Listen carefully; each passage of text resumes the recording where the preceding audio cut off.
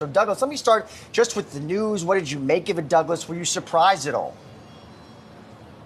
Yeah, I was surprised. You're always surprised because Rupert's had such a strong presence at both companies. But when you think about it, he's 92 years old, and there have been some examples of media moguls hanging on too long. I mean, Sumner, in his later years, was still introducing the earnings calls, and he really wasn't particularly articulate.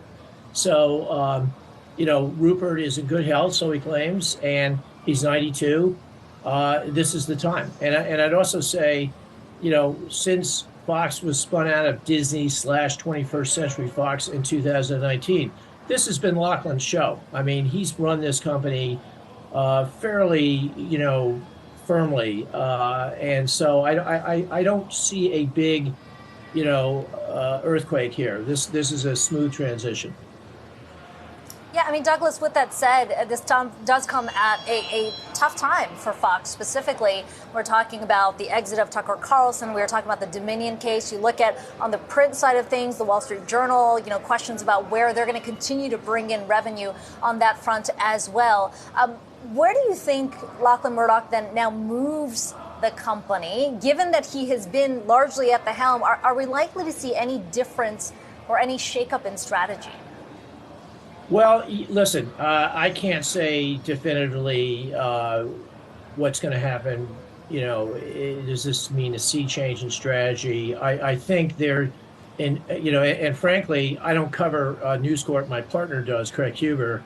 I think this has greater ramifications for News Corp than it does for Fox. News Corp is a kind of gangly set of unrelated assets that were sort of stuck together in part to protect the future of Rupert's cherished newspapers. And so there you could see a lot more happening. In the case of Fox, when they were spun out, I think there was this fear that Rupert was going to use it as a platform to rebuild a global media empire. Actually, the exact opposite has happened. Lachlan's run it in a very focused fashion. They've been very conservative. They have a ton of cash. They've done minimal acquisitions. One of the acquisitions they did was Tubi, which is an AVOD. He is not going down the DTC subscriber route, which is extremely expensive. AVOD is capital light, and that's closing in on $1 billion run rate in revenues. So let's not forget that. That's a very strategic asset for them. And Douglas, so it sounds like you think pretty well so far of Lachlan Murdoch's leadership. As you noted, they got a tons of cash. As they navigate this streaming landscape, Douglas, what are their other advantages they have there?